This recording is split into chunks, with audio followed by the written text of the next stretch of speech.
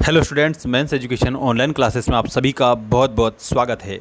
यहाँ पर आज आपको मैं बताने वाला हूँ कक्षा 12वीं हिंदी त्रैमासिक परीक्षा 2026-27 के लिए वेरी मोस्ट मॉडल पेपर जिसकी आप सभी को सबसे ज़्यादा आवश्यकता थी, वो सारी चीज़ें हम आपको बता रहे हैं। और आप सभी को यदि डिजिटल नोट्स चाहिए तो इसके लिए आप सभी बच्चे ऐप को डाउनलोड करिएगा, जहां पर आप सभी को वीडियो सॉल्यूशन मिलेगा और वीडियो सॉल्यूशन के अलावा आपको एमसीक्यूज़ देखने को मिलेंगे और इसके अलावा आपको बेहतरीन पीडीएफ फॉर्मेट में नोट्स देखने को मिल जाएंगे। इसके लिए आप ऐप को ज़रूर डाउनलोड करें, लिंक डिस्क्रिप्शन में दे दी है। और चलिए स्टार्ट करते हैं आज का हमारा ये संपूर्ण मॉडल पेपर, और वो भी विथ सॉल्यूशन।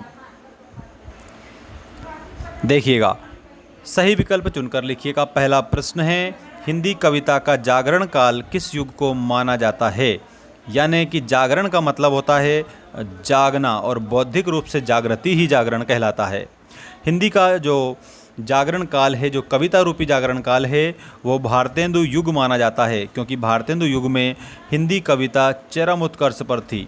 नेक्स्ट देखिएगा, उषा का अर्थ है। यहाँ पर उषा का अर्थ आपसे पूछा है और वो होता है भौर। उषा का अर्थ भौर आप बता देंगे, ठीक है। नेक्स्ट देखिएगा, किशोरी। यहाँ किशोरों की बात की गई है, यानी कि ऐसे लड़के जो मेंढक मंडली वाले थे, हमने पाठ भी पढ़ा है। तो किशोरों की टोली पानी दे मैया कहकर किस सेना के आने की सूचना देती थी? तो वो सेना थी इंद्र सेना, ठीक है। यानी कि इंद्र यानी इंद्र होता है, और इंद्र वर्षा का देवता माना गया है। इसलिए वो जो किशोरी होते थे, किशोर होते थे, वो सब गली गली में जाकर कहते थे पानी दे गुड़धानी दे, पानी दे गुड़धानी दे। यानी कि इंद्र जो है उसको फिर वो नमन करेंगे और पानी आ जाएगा, ऐसा उनका मानना था, जो कि अंधविश्वास को दर्शाता है। दोस्तों, ये बात भी आप सभी स्टूडेंट्स याद रखिएगा। इंद्र सेना इसमें करेक्ट आंसर होगा। इसके बाद में नेक्स्ट क्वेश्चन ये रहा आपका। इसमें आपको क्या दिया है, ध्यान से आप कंप्लीट करेंगे और समझेंगे। इसमें आपको दिया है यशोधर बाबू के विवाह की वर्षगांठ थी। तो विवाह के वर्षगांठ जो होती है वो कौन सी थी? 25वीं थी। 25वीं को रजत जयंती बोला जाता है, ठीक है, याद रखना। तो यहाँ 25वीं, option number 3 will be correct answer. Radio नाटक में नहीं होते हैं। तो रेडियो नाटक में दृश्य नहीं होते हैं, क्योंकि हम उनको देख नहीं सकते। रेडियो सिर्फ सुना जाता है और नाटक जो है वो देखा जाता है। दोस्तों, सूर्योदय हो गया में शब्द शक्ति है। तो सूर्योदय हो गया, इसमें आपकी जो शब्द शक्ति है वो कौन सी होगी? तो इसमें व्यंजना शब्द शक्ति आंसर आपको याद रखना रहेगा, ठीक है। करेक्ट आंसर व्यंजना शब्द शक्ति है। तो ऑप्शन कौन सा है व्यंजना में? ऑप्शन नंबर 3 है। उमाशंकर जोशी का उपनाम कई बार पूछा गया है, तो आपको उमाशंकर जोशी का उपनाम वासुकी बताना रहेगा, ठीक है। तो यहाँ Vasuki will be correct answer. चलिए आगे बढ़ते हैं। इसमें महादेवी वर्मा को काव्य संग्रह के लिए ज्ञानपीठ पुरस्कार मिला था। तो जो महादेवी वर्मा हैं उनको कौन से काव्य संग्रह के लिए ज्ञानपीठ का पुरस्कार मिला था? तो यामा के लिए उन्हें ज्ञानपीठ पुरस्कार मिला। मोहनजोदड़ो में लगभग कुएं थे। तो 700 कुएं थे, 700 याद रखना। विशेषीकृत रिपोर्ट करने वाले रिपोर्टर को का दर्जा दिया गया था? तो उसको विशेष संवाददाता का दर्जा दिया गया था। इसमें विशेष संवाददाता, ठीक, ये नोट करना। किसका सामान्य अर्थ है संक्षेप में कहना? तो दोस्तों, संक्षेपण का सामान्य अर्थ होता है संक्षेप में कहना, तो संक्षेपण लिखना। पोंछा एक शब्द है। पोंछा एक क्षेत्रीय शब्द आपका आंसर हो जाएगा। क्षेत्रीय शब्द will be the correct answer. इसके बाद में सत्य असत्य लिखे वाला प्रश्न आ चुका है। देखिएगा ध्यान से। कवि ने हारकर बात को कील की तरह ठोक दिया था। तो दोस्तों, इसमें आपको सभी बच्चों को सत्य लिखना होगा। नेक्स्ट है, द्विवेदी युग के प्रवर्तक महावीर प्रसाद द्विवेदी हैं। तो ये बात भी आपको सही लिखना है। डॉक्टर भीमराव अंबेडकर जाति प्रथा के समर्थक थे? नहीं, वो समर्थन नहीं करते थे जाति प्रथा का। वो कहते थे कि सब समान हैं, है ना। मिस्र और सुमेर में चकमक और लकड़ी के उपकरण इस्तेमाल होते थे। हाँ, बिल्कुल, डेफिनेटली दिस इज़ राइट, सही है। निरक्षरों के लिए मुद्रित माध्यम बहुत उपयोगी होते हैं। अगर निरक्षर है और उसके आगे अगर पेपर ला के रख दो और कहो के लिए पढ़, तो कैसे पढ़ेगा? क्योंकि पेपर तो टाइपिंग होकर आया है, मुद्रित होकर आया है, और वो निरक्षर है जिसको अक्षर का ही ज्ञान नहीं है, तो उसके लिए मुद्रित माध्यम उपयोगी नहीं होते हैं। इसमें आपको असत्य लिखना है, ठीक है।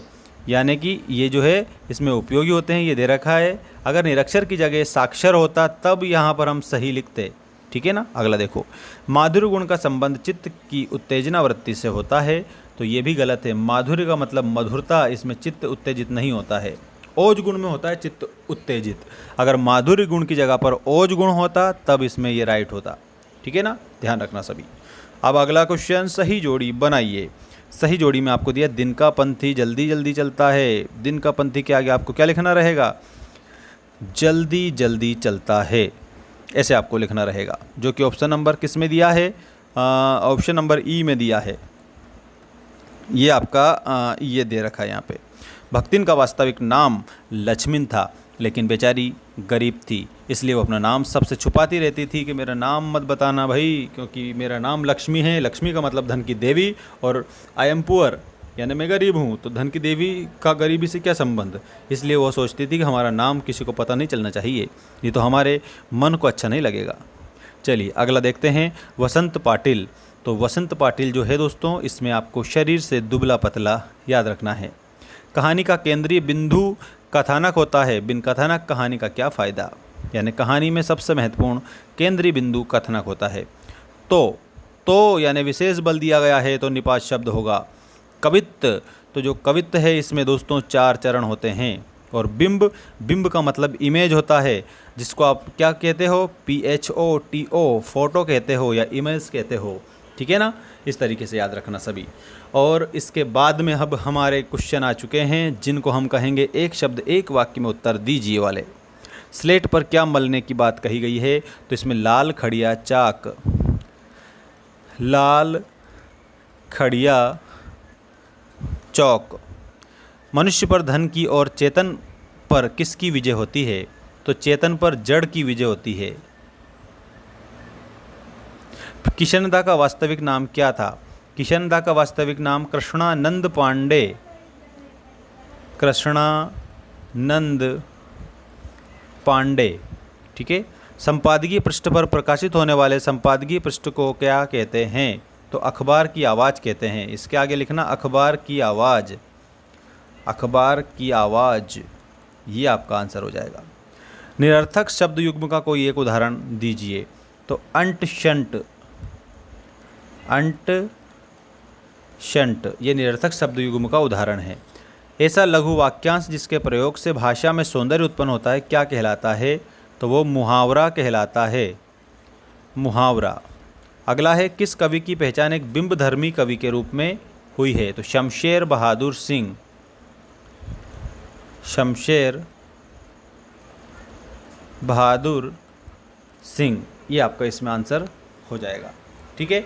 अब हाँ बिल्कुल, देखो सभी बच्चों को एक बात मैं बता देता हूँ कि यदि आपको पूरी तरीके से डिजिटल नोट्स चाहिए तो आप हमारे ऐप को ज़रूर डाउनलोड करिएगा, और ऐप की लिंक मैंने डिस्क्रिप्शन में दे दी है, जहाँ पर आप वार्षिक परीक्षा की तैयारी बहुत ही बड़े ढंग से, अच्छे ढंग से कर सकते हो, और जिसमें आप लोगों की ज़रूर सभी बच्चों की फर्स्ट डिवीज़न से भी ऊपर बन जाएगी, यानी कि आप अच्छे से अगर पढ़ेंगे तो।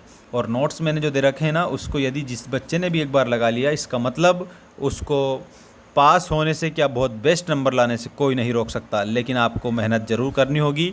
और नोट्स के साथ साथ ऐप पर आपको वीडियो सॉल्यूशन भी देखने को मिलेगा, तो आप ज़रूर ज्वाइन हो जाइएगा, जल्द से जल्द ज्वाइन हो जाइए क्लास 12th वाले।